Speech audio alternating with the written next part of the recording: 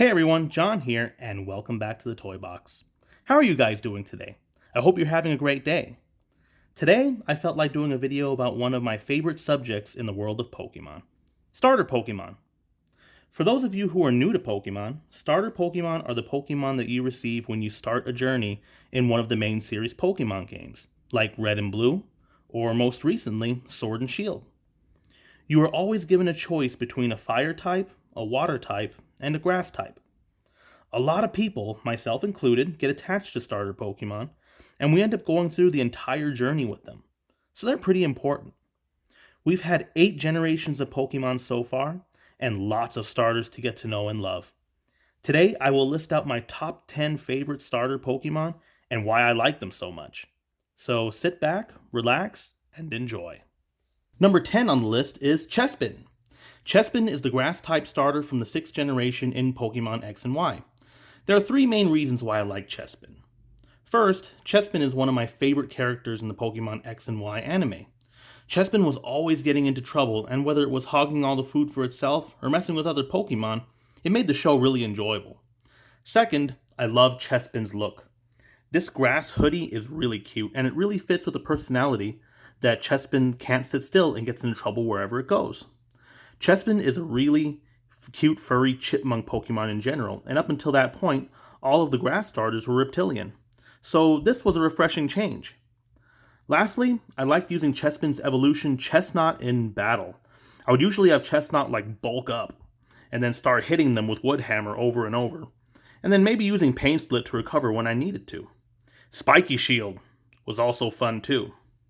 So that's why I like Chespin and why Chespin is number 10 on my list. So let's see who made number 9. Number 9 on my list is Scorebunny. Scorebunny is a starter that I chose when I played through Pokemon Shield. First, Scorebunny has a really cool design. It looks so happy and energetic. It's the type of Pokemon that would be able to cheer anyone up and inspire them to keep going. I also like the soccer player evolution that Scorebunny goes through.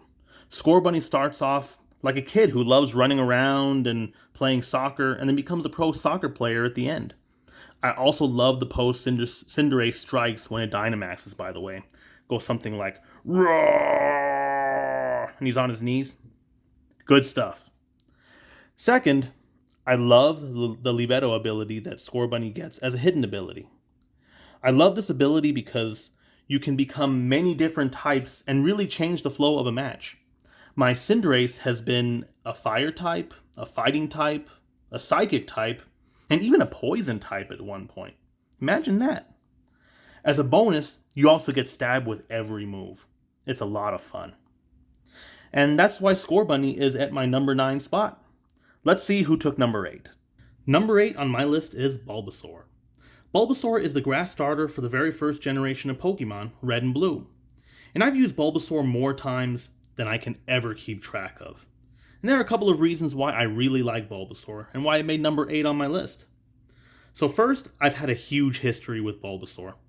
With the exception of the Eevee evolutions and maybe a couple of others, I think I have collected the most merchandise featuring Bulbasaur and the other Kanto starters than any other Pokemon. We have the first plushies right here. This is the first Bulbasaur and the first Ivysaur. Then we have some Pokemon Center plushes that came out maybe a couple years ago, within the last 1 or 2 years. And then lastly, we have the Sitting Cuties. We have Bulbasaur right here, and we have Venusaur right here. I haven't been able to get Ivysaur, but when I do, there might be a video. So, second, Bulbasaur has been one of the most reliable Pokemon that I've ever had. No matter what role I put Bulbasaur in, I'm sure that it will excel. So back in the old days, when Razor Leaf was critical no matter what, I could run a set where Bulbasaur would use Sleep Powder and Leech Seed defensively, and then use Razor Leaf for some big damage at the same time. In later games, if I ever needed a defensive Pokemon, I knew that I could use Leech Seed, Sleep Powder, Giga Drain, Bulbasaur at any time. And if I needed an offensive Pokemon, then I can have a Chlorophyll Bulbasaur with Solar Beam and Sludge Bomb handy. Lately, I've also started using Earth Power with my Venusaur as well with Sword and Shield. Awesome stuff. And that's why Bulbasaur snatched up the number 8 spot. Let's see who took number 7. Number 7 on my list is Litton. Litton is the Alolan Fire-type starter, as well as the Pokemon that I chose when I played through Pokemon Moon. Litton is on my list for a couple of reasons. First, I like its move pool. Incineroar has a really high attack stat, so I piled on the physical moves. I especially liked putting Fake Out on mine, as well as Darkest Lariat.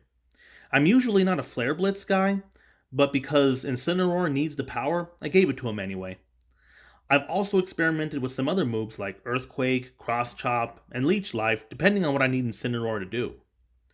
For the second reason, Litton is really on this list because of its evolution, Incineroar. Now, while I really like Pokemon, I'm also a really big pro wrestling fan. And Incineroar here really looks like a wrestler. I mean, he has everything. He has the costume, he has the muscles, the look, everything. He even has his own finishing move with a wrestling ring included. This is the Malicious Moonsault. And one reason why I like having Darkest Lariat on Incineroar is because of this move, which I think is one of the coolest looking moves in Pokemon. And that's why Litton here has pinned down the number 7 spot. Let's see who took number 6. Number 6 on my list is Oshawott. Oshawott is the Water-type starter for the 5th generation, Pokemon Black and White, and Black and White 2. I chose Oshawott as my starter in Pokemon White 2. Oshawott is on this list for one main reason: character roleplay in video games. When my brother and I first picked up Pokemon Black and White, he chose Snivy as his starter in Black, while I took Tepig in White. This meant that Oshawott was really out of luck. When playing video games, my brother and I would usually play together in the same room, and we'd have a running commentary of what we're doing in each of our games. As we went through these games, the Pokemon in our parties would develop personalities, and we'd give them their own voices in our commentary. For example, Munna would always get thrown around and developed a mean streak after having enough. Growlithe and Riolu ended up developing a rivalry. There was one Pokemon that was not in either party, but had the biggest voice, and that was Oshawott. When either of our starter Pokemon would mess up, Oshawott would be right there to say, "You would have won if you chose me." That voice took a life on its own, and when Black and White 2 came out, we were both so attached to Oshawott that we had to choose it for our starter. And that's why Oshawott made number 6 on this list. We're halfway now, so let's see who ended up taking the number 5 spot. Number 5 on my list is Grooky. Grooky is the Grass-type starter from the 8th generation, and that's Pokemon Sword and Shield. I chose Grooky as my starter when I played through Pokemon Sword. When the 8th generation was released, I debated whether or not I wanted to start off with Grooky or Scorebunny, but honestly, I decided on Grooky before the games even came out. There are a lot of reasons why I like Grooky. First, I really like the way Grooky looks, and maybe it's more accurate to say that Grooky reminds me of other characters that I've really liked over the years. Grooky looks a lot like Diddy Kong over here, and Rillaboom looks a lot like good old DK, especially with the drums. The fact that Grooky reminded me of these guys was already a plus. Next, I love battling with Grooky, and later Rillaboom. Rillaboom is one of my favorites to bring in raids. He's been good all around. He has moves for almost any occasion, and it doesn't matter too much if I'm the one to Dynamax or not. I kept drum beating on mine. The speed nerf that you give the opponent is always useful. I like Drain Punch on mine. I've also used Knockoff, Darkest Lariat, Earthquake, and even Acrobatic at one point. There are a lot of possibilities with Rillaboom, and Rillaboom is just so much fun to battle with. Lastly, I got attached to Grooky while I was playing through Pokemon Sword. I really like the format of this game. I know that all the Pokemon main series games are pretty similar, if not the same as far as the plot. You start off, get 8 badges, then fight the Elite Four. The story this time around, where you visit the 8 full-size Colosseums with a tournament at the end, just felt better to me. I like seeing Grooky grow from a little monkey all the way to a full-size gorilla throughout, and be part of a team that actually took the champion down, a champion that everyone told you was unbeatable. Well, that's why Grooky made number 5 on my list, so let's see who took number 4.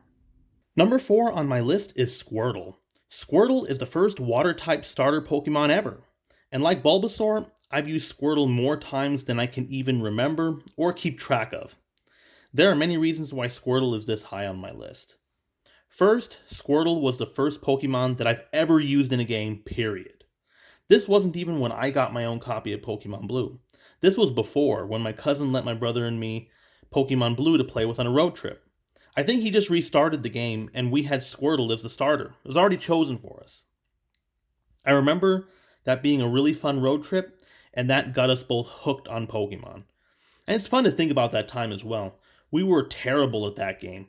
We only let Squirtle have water moves because it somehow made sense to us at the time. If I recall, the moveset was Water Gun, Bubble Beam, Surf, and Hydro Pump. VGC Finals, here we come, right? Well, second, Squirtle has always been a favorite between my brother and me in the house. My brother and I each got Squirtle beanbag plushes when they first came out. This one here is mine. I assume my brother still has his somewhere. We had so much fun with these as kids. Just look at how worn out mine is. There are even spots where I had to repair it. You can see it right here. My brother got his a little later than me, so his is in better condition, but it still took a beating. Blastoise here was also a gift from my brother. He got it on eBay with another one just like it, as well as an even slightly bigger one. That one had fur all over it. We call it the Fuzzy Blastoise. Even now, Squirtle is still a major player. The latest incarnation is Dr. Squirtle here. He thinks everything is dangerous. The final reason why Squirtle is so high on this list is simply because I love battling with him. Squirtle, later Blastoise, is a Pokemon that has changed so much over the past 10-25 years. I used to run Blastoise as a special attacker, then a physical attacker. When he got the hidden ability, I tried more defensive movesets. Lately, I've just been using Shell Smash Blastoise. There's always something for Blastoise to do, and I'll be using one in every generation moving forward. Well, that's how Squirtle took the number 4 spot. Let's see who took number 3. Number 3 on my list is Froki. Froki is a 6th generation water-type starter Pokemon. I chose Froki when I played Pokemon Y. Froki is not just one of my favorite starter Pokemon, but one of my favorites in general, and here are the reasons why. First, as I have mentioned in other videos, I love frog Pokemon. I think they're cool, and I want to use them whenever I get the chance. So choosing Froki in Pokemon Y was a no-brainer. On top of that, Froki evolves into Greninja at the end, which is both a ninja and a frog. How cool is that? You seriously can't go wrong with a ninja frog. Second, Froki has one of the most useful hidden abilities a sweeper can have, Protean. For those of you who are not familiar, Protean is an ability where the user will change its type to match the move it is about to use. For example, if I have Ice Beam on Froki and I use it, Froki will become an Ice type right before using it. This means weaknesses and resistances change, and more importantly, Ice Beam gets a stab bonus. This ability can change things in an instant, which makes battles so much more interesting. Lastly, I really like Froki because he played a major role in revitalizing my passion for Pokemon. Did you know that I kind of quit Pokemon toward the end of the 5th generation? I didn't have time for anything other than work. Looking back, that wasn't very healthy. Being dedicated in your work is great, but you need to make time for your family and friends too. You also need to make time for the things you enjoy. I met my wife around this time, and she reminded me of that. When we started dating, I believe the Pokemon Company was already at the later stages of promoting X and Y. She showed me some of the ads. I don't think I was going to refuse, but seeing Froki sealed the deal. I was coming back to Pokemon. So, one could argue that my wife brought me back to Pokemon, and Froki was her partner in doing that. So, that's why Froki has been number 3 on my list. So let's see who is number 2. Number 2 on my list is Trico. Trico was the grass starter for the 3rd generation, and I chose Trico when I played Pokemon Sapphire. And this was the first time that I went through a Pokemon game without trading to get all 3 starters. There are many reasons why Trico is number 2 on my list. First, I think the Trico line is really cool. I love all 3 evolutions and their designs. Trico stuck out to me when I saw all 3 Hoenn starters side by side, and I knew from the beginning that I was going to get it. Grovyle looks really cool with a giant leaf on its head, and Sceptile just looks awesome with the leaf blades. Oh, and Leaf Blade was also my favorite move at that point too. Second, Trico, later Sceptile, would be my main battler in the Battle Tower. I had lots of Pokemon that I would use, but I felt that I could rely on Sceptile the most. He just seemed to win more consistently, and I could always find other Pokemon to build around him. It was actually hard for me to put together a Battle Tower team without Sceptile. Sure, his move pool was limited in general, but he made what he had count. Third was Sceptile's Mega Evolution. I know that we saw Mega Evolution in Pokemon X and Y, but it felt more special in Omega Ruby and Alpha Sapphire. It was really the story that I wanted in Pokemon Y. I was disappointed that there wasn't a Mega Greninja, but Mega Sceptile made up for that. I loved using it in double battles with electric Pokemon that have Lightning Rod. I would spam Discharge and then have Sceptile use Leaf Storm. The drop in special attack wouldn't matter because the discharges were feeding Sceptile using Lightning Rod. So much fun. The last reason why I like Trico is because of what Trico has symbolized for me in my life. Pokemon Ruby and Sapphire came out around the time that I left home for college. Leaving for college, especially if it's your first time living away from your family, can be tough, lonely, and a little scary. When I got to college, I didn't take much with me. Really just the basics, my clothes, some books, and some school supplies. The only thing I had with me for my entertainment was my Game Boy Advance with Pokemon Sapphire, my little piece of home. And when I was lonely, I would play it and I'd be back home again. My parents knew I had a hard time, and they gave me this Trico plush right here as a present for one visit for my dorm room, just so I can better remember that I'm never truly by myself. It meant a lot to me, and that's why Trico was so high on this list. Well, we have one more spot left. Now, because of the reasons why I chose Trico and Froki for this list, I was thinking that one of them should have really been number one, but there is one more starter Pokemon that really belongs in that spot. So let's see who took number one. We are finally at number one on my top 10 favorite starter Pokemon. There was really no contest here. Number one is Charmander, and there are so many reasons why. First, Charmander was one of the first Pokemon I started with, and it has been there for my entire 20 plus years of playing Pokemon. The journey started with Red and Blue. I traded with my brother in the beginning to make sure we both got all three starters, Charmander, Squirtle, and Bulbasaur. And I like all three. All three of them are on this list, but there was one thing that set Charmander apart from the others. When I first started playing, we didn't know anything about traded Pokemon disobeying their trainers. Squirtle and Bulbasaur didn't listen to me. And I didn't want to give up on them and box them because I really wanted to use them. But the consequence of my decision was that I had to rely on Charmander, the one starter that did obey me. Which is funny because if you watch the anime, it's kind of the reverse of my situation. On top of that, if you played Pokemon Red and Blue, then you'll know that Charmander isn't the easiest to use in the beginning either. As far as Fire-type moves go, you get Ember most of the game. You really have to earn the power you get with Charizard by the end of the game, and it was satisfying to see how far we came. It really felt like a journey, with Charmander in particular. In the end, Charizard was my Pokemon, and from then on, I always raised Charmanders in the future generations and associated the Charmander line as mine. In fact, it was weird to see Lance have one in Gold and Silver. And don't get me started about Leon having one in Sword and Shield. That never felt quite right. Charmander and its evolutions were supposed to be on my side. But that's just me being possessive. Next, battling with Charizard has always been interesting. One thing I like is that the developers always feature Charmander and Charizard prominently. I know not everyone likes this, but because Charmander is one of my favorites, I'm okay with it.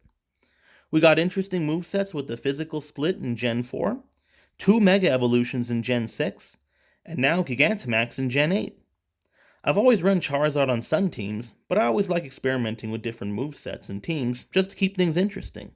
And with Charizard, there are many possibilities.